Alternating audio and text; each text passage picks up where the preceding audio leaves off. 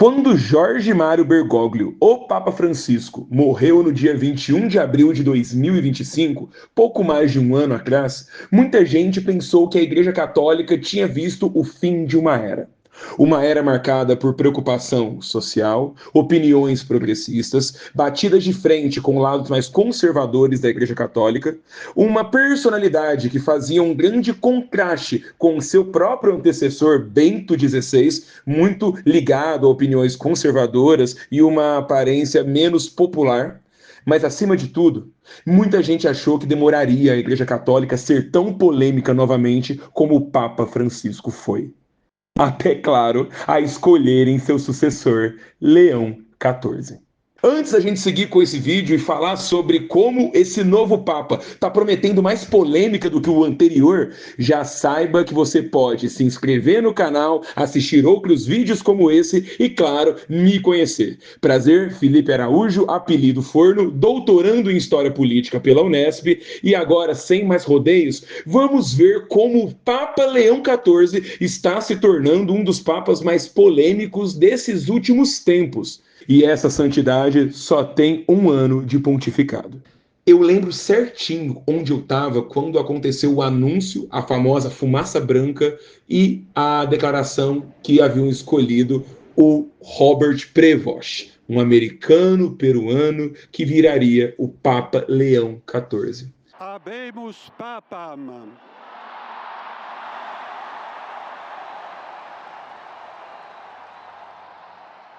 Eminentissimum, ac reverendissimum Dominum, Dominum Robertum Franciscum, Sancte Romane Ecclesiae, Cardinalem Prevost, qui sibi nomen imposuit Leonem XIV. Naquela época, eu lembro que eu pensei o tanto que como seria um sucessor de Francisco.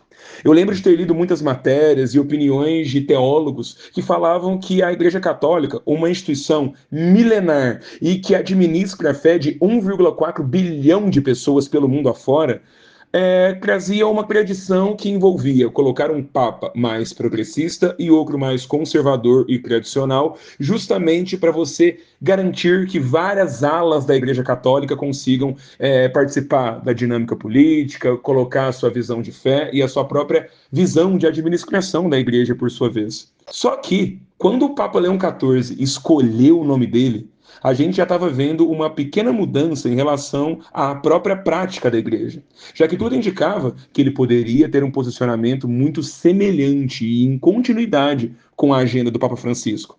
Deixa eu explicar. Primeiro, falando do lado interno.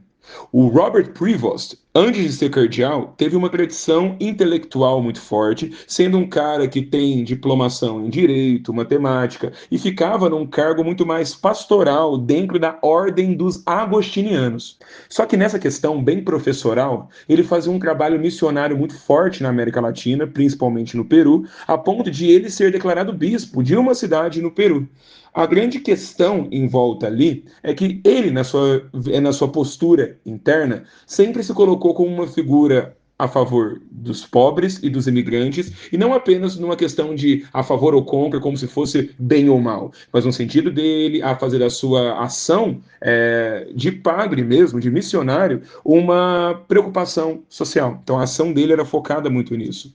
E além disso, o Leão XIV, de seu nome, continua com uma tradição do Leão XIII.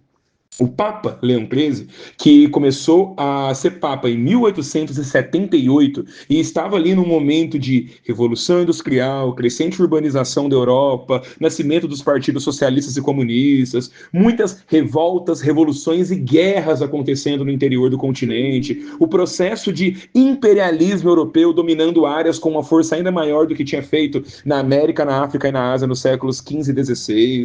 Então ele pegou um momento de muita agitação social, cultural na Europa. E ele justamente vai fazer uma posição onde a igreja é muito mais do que garantir uma posição tradicional e focada na prática da fé, acabou desenvolvendo naquele pontificado a chamada doutrina social da igreja, que muitas pessoas colocam o Papa Leão XIII como um cara que vai se preocupar bastante com a ajuda dos católicos em relação às contradições sociais, como miséria, desigualdade, e uma preocupação muito grande da relação máquinas e seres humanos. Falando em duas frentes, principalmente, que você tinha como um bom católico de ativar a ideia de comunidade cristã, então você não vai ter um elogio muito forte do lucro, porque ele pode te afastar de Deus e deixar a sua ação na terra muito mais mesquinha e egoísta, um contexto de vida operária muito sofrida, com grandes jornadas, um salário muito ruim e grandes posições de desigualdade e pobreza.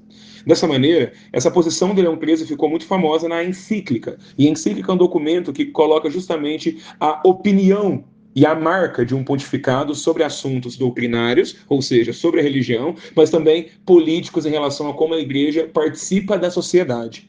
E ali, na Rerum Novarum, que significa justamente das coisas novas, o Leão XIII trouxe essa nova visão que na época era bastante revolucionária e não agradou muita gente dentro da igreja, por mais que fosse uma opinião católica de como mudar as coisas, sem cair, claro, no anarquismo, no socialismo e nem em visões que eles diriam na época materialistas. O Leão XIV assumiu uma batalha muito semelhante para si. Se o Leão XIII estava vendo uma revolução industrial da primeira para a segunda, então é aquilo que a gente vê na escola associado a fábricas movidas a carvão, locomotivas, e depois a chegada do petróleo, da eletricidade, etc. O Leão XIV está no meio do que é chamada de quarta revolução industrial. Daqui para frente, as gerações já vão nascer com contato direto, mais do que apenas internet e smartphone, que já é uma grande revolução, inclusive, entre as gerações dos nascidos das décadas de 1990 e 2010, a gente está vendo o apogeu de inteligências artificiais que estão mudando para sempre a cultura, a visão de sociedade que nós temos e as relações de trabalho e mesmo do que faz um ser humano ser um ser humano. Não à toa, o Leão XIV, quando se fez exatos 135 anos da encíclica Rerum Novarum de Leão XIII, o Leão XIV faz a Magnificat Humanitas, que seria justamente a tradução de Magnífica Humanidade. Uma ideia feita em 15 de maio de 2026 e com a presença de, inclusive, empresários ligados ao mercado das inteligências artificiais, o Papa Leão XIV chama extrema atenção para os desafios modernos. Se antigamente você brigava com máquinas, agora você briga com um algoritmo. Justamente, o Papa Leão XIV está colocando a Igreja Católica frente a discussões como atenção à desinformação e proliferação de fake news, a tópicos como as máquinas não substituem um ser humano, o que mais do que uma reflexão social da nossa época, coloca a posição da Igreja Católica relacionada a o que faz a humanidade ser humanidade. Discussões que parecem banais como um ser com inteligência possui alma, vão ser muito importantes para a filosofia da igreja, principalmente quando a gente falar de moralidade e outras coisas que parece ficção científica, mas se tornou realidade. Além da desinformação, além dessa questão da humanidade, você tem a preocupação social, da substituição da força de trabalho, quando a gente pensa bem naquela ideia da revolução industrial das máquinas, entre aspas, roubando empregos, o que seria do que a gente vê hoje? Será que a sociedade teria uma adaptação que poderia ser evitada no sentido de evitar pessoas famintas, evitar pessoas desempregadas, garantir o mínimo de dignidade humana? Então, a Magnificat Humanitas traz muito esse elemento da preocupação social, do que faz o cristão ser o cristão. Então, esses três eixos ligados à ideia de desinformação, à ideia do mercado de trabalho e à ideia do que faz um ser humano, um ser vivo, inteligente e tudo mais, são questões muito importantes.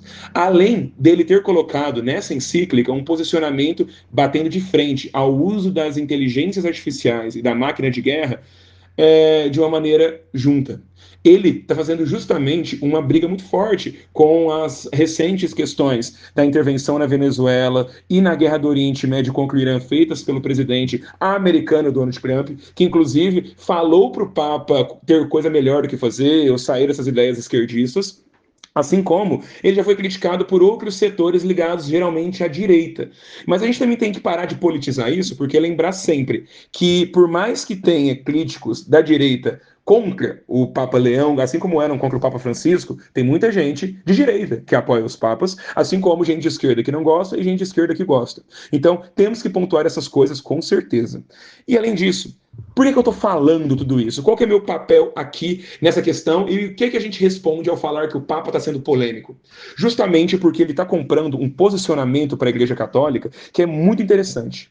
A Igreja Católica sempre foi política. Ela sempre se aliou a reis, se aliou a outras lideranças, esteve relacionando com processos como a escravidão, o colonialismo, as guerras, mas também políticas de paz. E não vamos ignorar. A Igreja Católica é uma instituição de muito poder e que responde a muitas pessoas. A homilia da Igreja Católica é repetida mundialmente todo domingo, assim como várias organizações, um aparato administrativo que inclusive está dando muita voz. Nós estamos vendo um apagão demográfico na Europa, estamos vendo um aumento do catolicismo em lugares como os Estados Unidos, um país tradicionalmente evangélico, a América Latina e a Ásia e a África, puxando justamente uma representatividade muito interessante que esteve inclusive durante a eleição que iria eleger o Papa Leão XIV. Muita gente, por exemplo, torcia para um Papa filipino, assim como um Papa que viesse da África, por exemplo.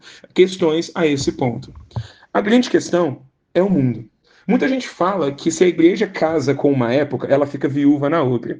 Mas uma coisa que a gente não pode esquecer é que a igreja, ainda mais com esse poder que ela construiu, justamente acaba tendo que se posicionar e cabe a nós entender e interpretar essas ações que são justamente o dia a dia de muitas pessoas. A Igreja Católica tem um poder que é muito forte na guia de almas e de noções de vida ou morte, certo e errado, que muita gente tem.